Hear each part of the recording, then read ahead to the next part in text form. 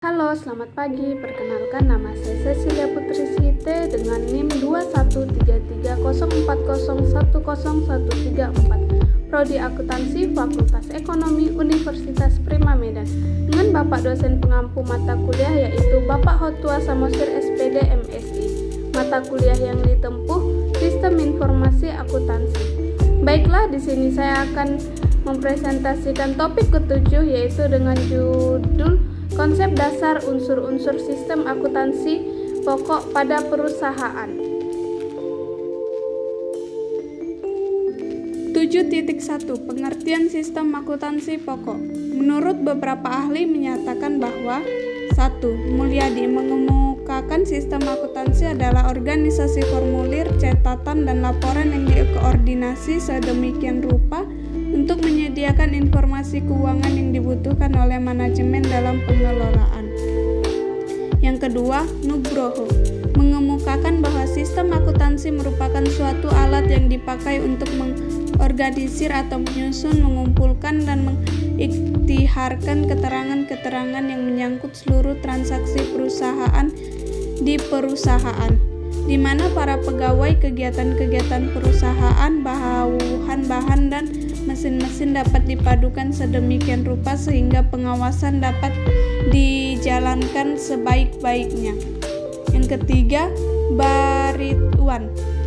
Sistem akuntansi yaitu sistem akuntansi adalah formulir-formulir, catatan-catatan, prosedur-prosedur, dan alat-alat yang digunakan untuk mengelola data mengenai usulan suatu kesatuan ekonomis dengan tujuan untuk menghasilkan umpan baik dalam bentuk laporan-laporan yang dilakukan oleh manajemen untuk mengawasi usahanya dan bagi pihak lain yang berkepentingan seperti pemegang saham, kreditur, dan lembaga. 4. Pemerintah untuk memulai hasil operasi, sehingga dapat disimpulkan bahwa sistem akuntansi merupakan suatu organisasi yang dapat digunakan untuk merangkum semua kegiatan dan transaksi perusahaan guna menghasilkan informasi yang diperlukan oleh manajemen sebagai alat pengawasan demi kelancaran aktivitas perusahaan di masa yang akan datang.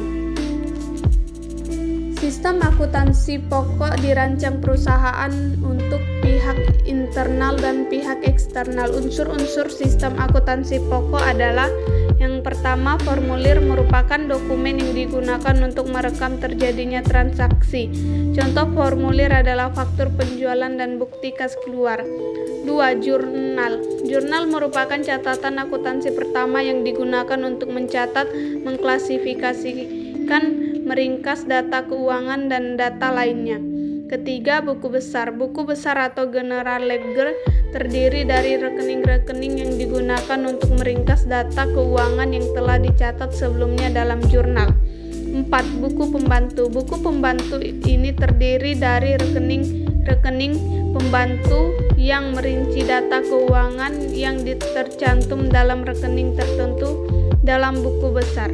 Laporan hasil akhir proses akuntansi adalah laporan keuangan yang dapat berupa neraca, laporan laba rugi, laporan perusahaan laba yang ditahan, laporan harga pokok produksi, laporan biaya pemasaran, dan laporan harga pokok penjualan, daftar umur piutang, daftar utang yang akan dibayar, daftar saldo persediaan yang lambat penjualannya, laporan berisi informasi yang merupakan keluaran sistem akuntansi. Laporan dapat berbentuk hasil cetak komputer dan tayangan pada layar monitor komputer. 7.2 Bukti transaksi. Untuk melaksanakan atau menjalankan sistem akuntansi, bukti transaksi merupakan pemicu setiap pencatatan dalam catatan akuntansi, dimulai dari bukti transaksi atau dokumen. Bukti transaksi adalah dasar untuk melakukan pencatatan, karena itu pengawasan atas penggunaan bukti transaksi mutlak dilakukan. Perancangan bukti transaksi yang baik harus memperhatikan kebutuhan informasi, rekening buku besar, dan buku pembantu serta jurnal untuk mendapatkan bukti transaksi yang sesuai dengan kaidah pengendalian intern. Ada baiknya merancang bukti transaksi dengan memperhatikan prinsip-prinsip penyusunan bukti transaksi. Prinsip-prinsip penyusunan bukti transaksi tersebut adalah: yang pertama, pencantuman identitas bukti transaksi; yang kedua, pencantuman identitas perusahaan; yang ketiga, rancangan sesuai kebutuhan; yang keempat, ada tembusan atau kopi; yang kelima, pencantuman unsur internal cek; yang keenam, pencantuman nomor urut tercetak. Pada gambar ini adalah contoh bukti transaksi yang banyak digunakan oleh perusahaan. 7.3 Jurnal. Dalam pencatatan transaksi terutama yang kebanyakan masih manual, buku jurnal memegang peranan yang sangat penting karena merupakan catatan akuntansi pertama yang disusun secara kronologis. Buku jurnal terbagi ke dalam jurnal umum dan jurnal khusus. Jurnal umum yang pada umumnya digunakan antara lain: yang pertama, jurnal penjualan; kedua, jurnal pembelian; ketiga, jurnal penerimaan kas; keempat, jurnal pengeluaran kas; dan yang kelima, jurnal pemakaian bahan. Untuk merancang format jurnal khusus, hal-hal berikut ini harus dipertimbangkan. 1. Mempelajari karakteristik transaksi perusahaan. 2. Pencatatan ayat jurnal standarnya. Ketiga, pembuatan format jurnal khusus mengikuti ayat jurnal standarnya. Berikut adalah contoh format jurnal khusus. 7.4 Buku besar dan buku pembantu. Buku besar dan buku pembantu adalah suatu catatan akuntansi kedua dalam siklus pencatatan transaksi. Format buku besar dan buku pembantu dapat dibuat dengan variasi beberapa bentuk berikut. Contoh gambar sudah saya cantumkan di atas. 7.5 Klasifikasi kode rekening. Untuk menentukan klasifikasi rekening, pada umumnya metode yang digunakan adalah pendekatan laporan keuangan dengan mengambil skema laporan keuangan. Misalnya, untuk klasifikasi dalam neraca, yaitu aktiva. Yang pertama, aktiva lancar; yang kedua, aktiva jangka panjang; yang ketiga, aktiva tetap; keempat, tidak berwujud; 5, aktiva lain-lain. Hutang dan modal. Yang pertama, hutang lancar; yang kedua, hutang jangka panjang; yang ketiga, modal. Untuk klasifikasi untuk laporan laba rugi penjualan, biaya-biaya usaha: yang pertama, produksi; yang kedua, biaya pemesanan; yang ketiga, biaya administrasi dan umum. Pendapatan dan biaya di luar usaha: yang pertama, pendapatan sewa; dan yang kedua, biaya bunga. 7.6 Kode rekening. Penentuan klasifikasi rekening selalu diikuti dengan pemberian kode rekeningnya. Hal ini bertujuan untuk mempermudah dalam pengklasifikasian, pengidentifikasian, dan pengarsipan.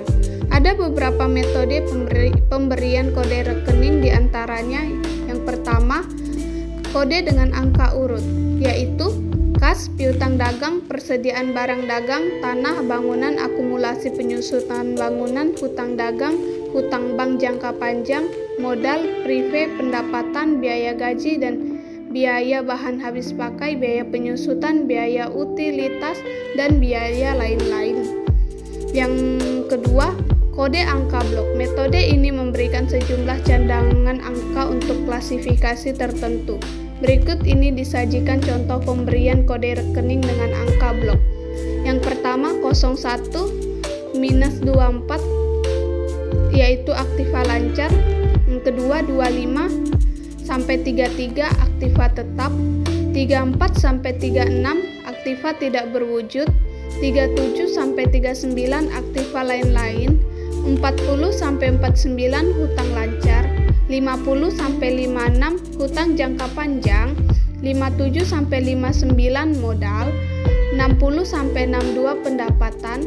63-89, biaya-biaya. Yang ketiga, kode kombinasi. Metode ini menggunakan kombinasi huruf dan angka tertentu. Contohnya, yang pertama AL01, yang kedua AL242, yang ketiga AT33, yang keempat HL4113, yang kelima M62. Yang keempat, kode kelompok. Metode ini menggunakan rekening dalam kelompok tertentu. Dalam laporan keuangan, yang disebut dengan kelompok adalah aktiva, kewajiban, ekuitas, pendapatan, dan beban. Masing-masing kelompok memiliki golongan tersendiri. Setiap golongan terdiri dari subgolongan tertentu. masing-masing akun dan digambarkan dengan bagan subgolongan mempunyai jenis perluasan jenis akun ada di rinciannya. Secara sederhana metode ini dapat. Untuk penjelasan lebih lanjut bisa dilihat seperti gambar yang saya telah cantumkan. 7.7 Laporan. Laporan yang dihasilkan sistem akuntansi pokok adalah laporan keuangan dan juga berupa laporan yang lainnya. Laporan terdiri dari dua, yaitu laporan keuangan dan laporan lain-lain. Laporan keuangan terdiri dari neraca, laporan laba rugi, laporan arus kas, laporan perubahan modal. Dan laporan lain-lain terdiri dari laporan penjualan, laporan harga pokok produksi, laporan daftar umur piutang, laporan persediaan, dan lain-lain.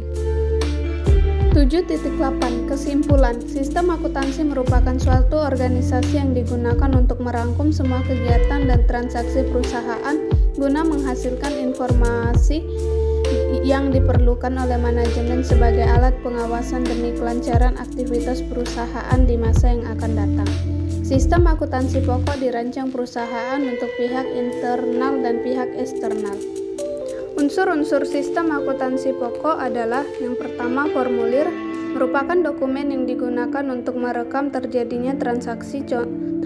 Contoh formulir adalah faktur penjualan dan bukti kas keluar. Yang kedua, jurnal. Jurnal merupakan catatan akuntansi pertama yang digunakan untuk mencatat, mengklasifikasikan, meringkas data keuangan dan lainnya. Yang ketiga, buku besar. Buku besar atau general ledger terdiri dari rekening-rekening yang digunakan untuk meringkas data keuangan yang telah dicatat sebelumnya dalam jurnal. Yang keempat, buku pembantu. Buku pembantu ini terdiri dari rekening-rekening pembantu yang merinci data keuangan yang tercantum dalam rekening tertentu dalam buku besar. Laporan hasil akhir proses akuntansi adalah laporan keuangan yang dapat berupa neraca, laporan laba rugi, laporan perubahan laba yang ditahan, laporan harga pokok, laporan produksi, laporan biaya pemasaran, laporan harga pokok penjualan, daftar umur piutang, daftar umur yang akan dibayar, daftar saldo persediaan yang lambat penjualannya, laporan berisi informasi yang merupakan keluaran sistem akuntansi. Laporan dapat berbentuk hasil cetak komputer dan tayangan pada layar monitor komputer. Baiklah, sekian hasil video presentasi topik 7 dari saya. Semoga bermanfaat dan sampai jumpa di topik-topik selanjutnya. Selamat pagi, Tuhan Yesus memberkati.